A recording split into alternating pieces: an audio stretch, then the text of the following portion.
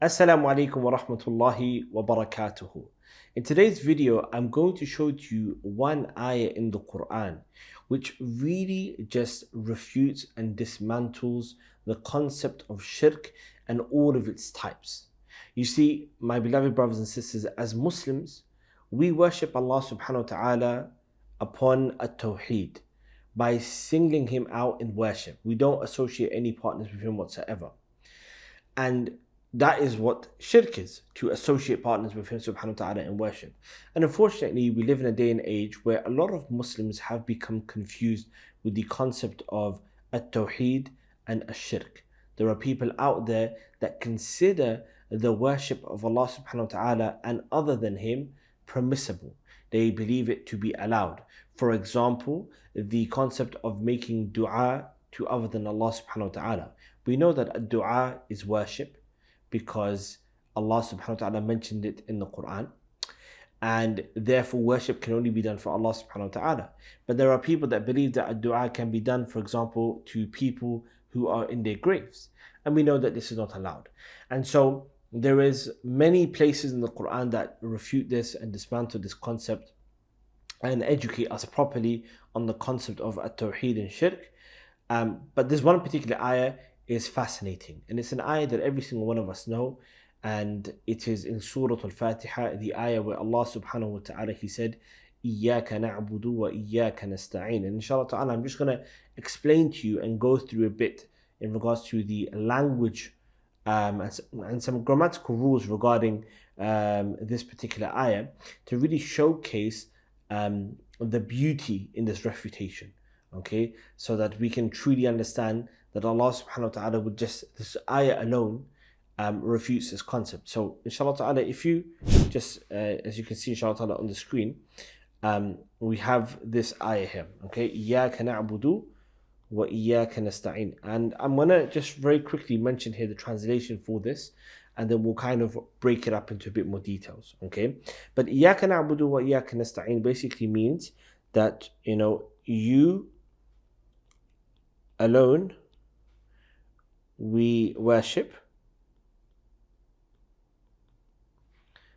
and you alone we ask for help.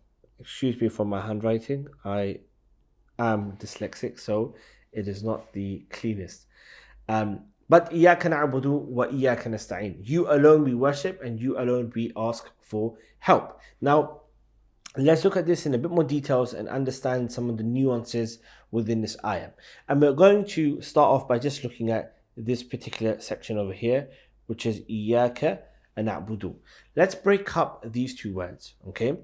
The word إِيَّاكَ, okay, this kaf that we have here, okay, this kaf, it is a pronoun, and it means you.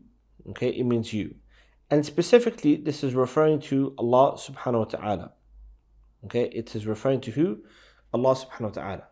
And then we have the word na'budu, which means we worship. Okay, we worship. Now, looking at this from the angle of the Arabic language, na'budu is what we call a verb.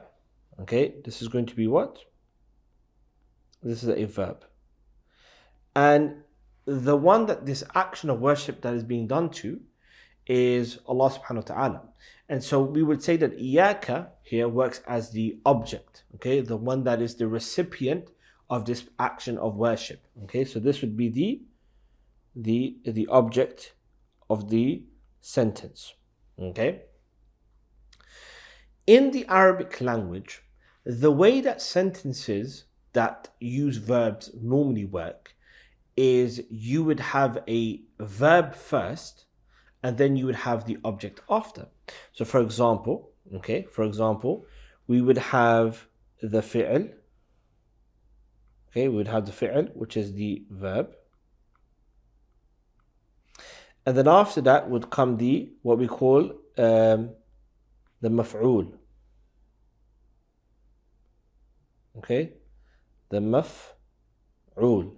And the maf'ul is referred to as the object. So we would have the verb and then the object that comes after. And for those of you that know a bit about the Arabic language, most cases you find that the verb has the subject already inside of it. Okay, hence why I'm not mentioning that right now. But the verb usually consists of the subject, the one that's doing the action. Okay, so you would normally have the verb and then the object that comes after. And so this particular ayah which says إِيَّاكَ نَعْبُدُ, the way that it would have normally been in Arabic is it would have been نَعْبُدُكَ. نَعْبُدُكَ. Let me write this down for you here. Okay, it would have been نَعْبُدُ. Sorry, let's write that again. Okay, it would have been نَعْبُدُكَ. نَعْبُدُكَ, where you would have the verb first, so the fi'l, and then you would have the object that comes after. Okay, now is there a difference between a person saying إِيَّاكَ نَعْبُدُ and a person saying نَعْبُدُكَ? Anyone that knows the Arabic language and has studied it and is an Arab themselves would know that both of these hold two different meanings. Now, what does it mean when we say na'buduka? Let's understand that first. If I said na'buduka, which is the normal way of how a person would usually say the sentence, it means we worship you. We worship, so na'budu, we worship ka, you. We worship you. Now, the problem with this particular form of the sentence, which is the normal way of talking, is that when you use the verb and then the object, what can happen and what is possible within the scope of the language is that you can mention other objects after as well. Let me give you an example of another sentence. Let's say I said to you the following sentence. I said, Ana. If I said to you, Ana. If I said to you, Ana amuruka. If I said to you, Ana amuruka. Ana amuruka means I command you. Now, when you say Ana amuruka, I command you. I'm talking to somebody and I say Ana amuruka, I command you. In this particular form, where we have, where we have the verb coming first, and then we have the object, it is possible for me to say that I command you and also mention other people that I'm commanding as well, other objects. I could say Ana amuruka wa Zaydan wa Khalidan. I command you and Zayd and Khalid. Because of this particular structure, I can say I command you and I can mention more objects. There is no restriction here that I'm only just referring to you. I can say Ana amuruka wa Khalidan wa Zaydan wa Muhammadan. And so if you look at this in light of the phrase na'buduka, if I was to say na'buduka, we worship you, because of the fact that the verb came first and then the object came after, it is allowed in the language for me to place other objects as well. And so a person could plausibly, it's possible for them to say, they could say na'buduka wa shajaratan. They could say we worship you and na'buduka wa shajarata. We worship you and the tree. We worship you and the tree.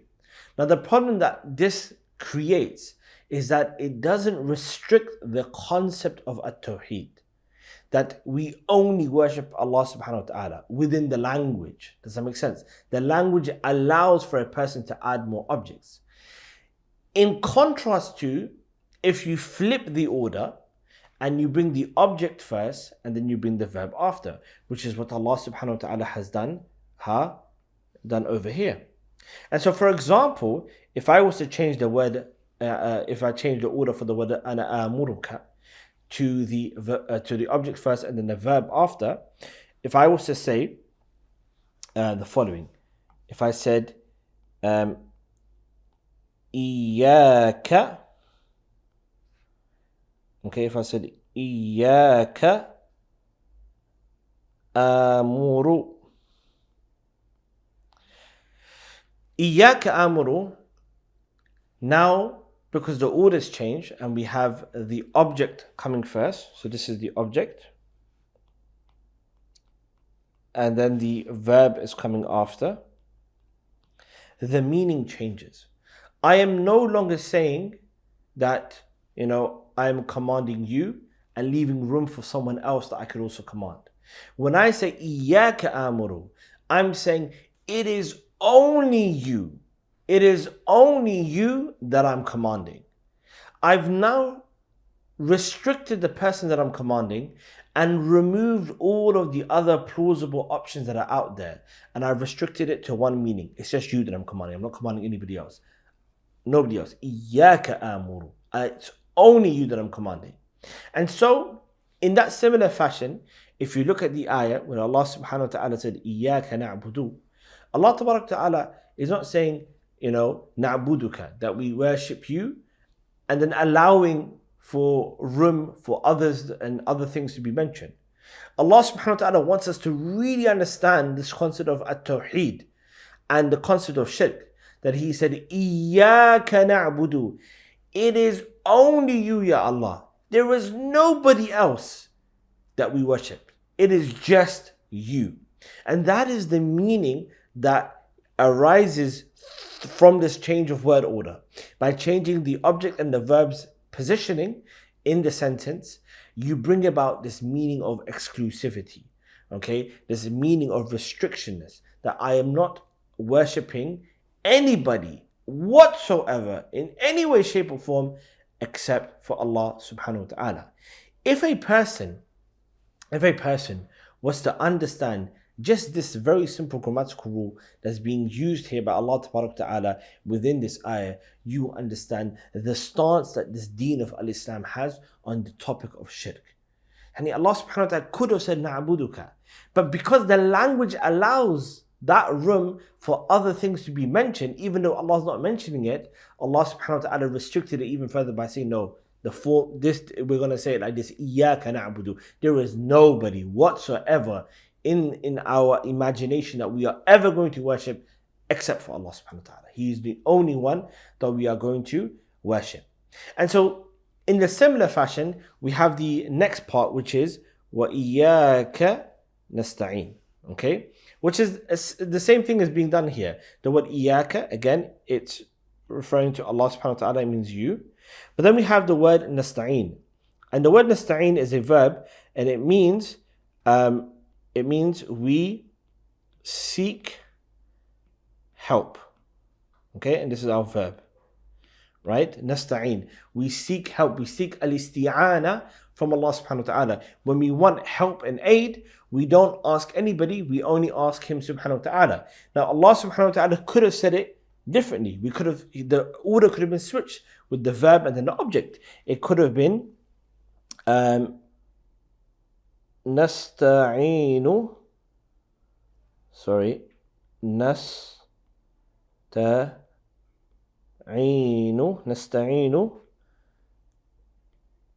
bika. Nasta'inu bika. Same thing, we have the verb here. And then this is our object, referring to Allah subhanahu wa ta'ala here. Bika is referring to Allah. The khitab, the addressing is Allah. Nasta'inu bika. We seek help with you. We seek help and aid from you. But if you say in this order, and you say in this manner, within the language, it allows for you to say others. You could say, Nasta'inu bika wallat wal-Uzza.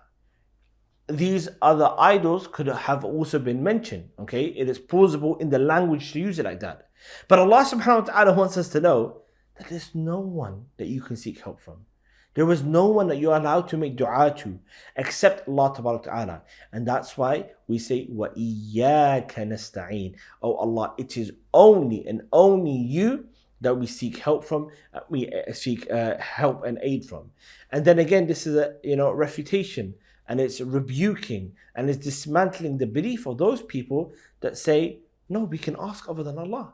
We can make dua to people in the grave. We can go to the awliya of Allah. We can ask them. We can beg them. No, all of this is shirk. The only one that you do isti'ana from, the only one that you seek aid and help from, and you make dua and you supplicate to, is Him subhanahu wa ta'ala. And so, there's a very simple example in the Quran to show to you how the language plays a huge part in understanding. You wouldn't be able to get this from just a mere translation. You'd have to learn the Arabic language, learn the sciences, the principles, learn other sciences of the religion, to kind of place it all together. But you see that from small little things of the language, you figure out that Allah is not just saying to you that we say, Allah, we worship you and we only seek help from you. Allah is saying, we only worship Him subhanahu wa ta'ala, and we only seek help and aid from Allah tabarak wa ta'ala. And so I hope inshallah ta'ala this was very insightful for you guys in order to understand the miraculous nature of the Quran and the way it is, and how very easily within just the flip of two words Allah tabarak wa ta'ala dismantled the entirety of shirk and those people that believe that these types of shirk is actually allowed in Islam, when all of it, and the deen of Islam is far from. There are other things that a person can also discuss, by the way. We could have discussed, why did Allah subhanahu wa ta'ala even use the word iyaka? Why is it that we say na'budu? Why is it that we say we worship? Why don't we say iyaka a'budu? Oh Allah, it's only you I worship. Why is it become pluralized? Why do we say it in the plural form and say na'budu instead of a'budu? Why is it that Allah subhanahu wa ta'ala mentioned na'budu, which is ibadah, we don't worship anyone but you, but then Allah subhanahu wa ta'ala mentioned wa iyyaka nasta'in, and it's only you that we seek help from? When nasta'in, al-isti'ana, seeking help, aid and dua, it's a type of worship. So Allah mentioned worship in general, and then He mentioned a specific type of worship. Why did Allah subhanahu wa ta'ala do that in the ayah? These are all questions a person can ask in order to contemplate further in the Quran and see, why did Allah Ta'ala say it like this and why like that, and what are the meanings and the benefits that we can derive from this. I hope inshallah ta'ala this was of benefit to you all. There is way more that a person can speak about this particular ayah in Surah Al-Fatiha, let alone the surah itself. If you know any other benefits that you might want to benefit the people, you can put them in the comments below inshallah ta'ala, so others can also learn and benefit from Surah Al-Fatiha and this particular verse. But just remember, try to put as many references as possible, because that way at least we know that we're safe in terms of the knowledge that we are taking. Before I finish off, two things I wanted to mention. Number one, we are doing a live webinar inshallah ta'ala on the 25th of December, where we're going to go through the story of Maryam salamun alayha, the real narrative of what took place with her and the birth of Isa alayhi salam, taken from Surah Maryam. Inshallah ta'ala, it's going to be a nice webinar. We're going to go through the tafsir of the surah, or parts of the surah inshallah, this particular story, and take as many benefits as we possibly can, and kind of remove the narrative that we've been taught in the West, which is more so the biblical version. We need to know the real story that Allah subhanahu wa ta'ala mentioned to us in the Quran. The second thing, if you want to study the Arabic language and you want to understand your deen better, you want to be able to understand Quran and ayat, hadith, and books and Islamic literature, you can join us at the Arabic Code Academy. This is exactly what we do. This is exactly what our purpose and our objective is, to help you learn the Arabic language so that you can understand your deen better inshallah ta'ala. So if you want, you can click the link in the bio for both things, the webinar and for joining us at the Arabic Code Academy. And inshallah ta'ala, hope to see you guys very, very soon. May Allah bless you all. Barakallahu feekum wa jazakumullahu khairan. Wassalamu alaikum wa rahmatullahi wa barakatuhu.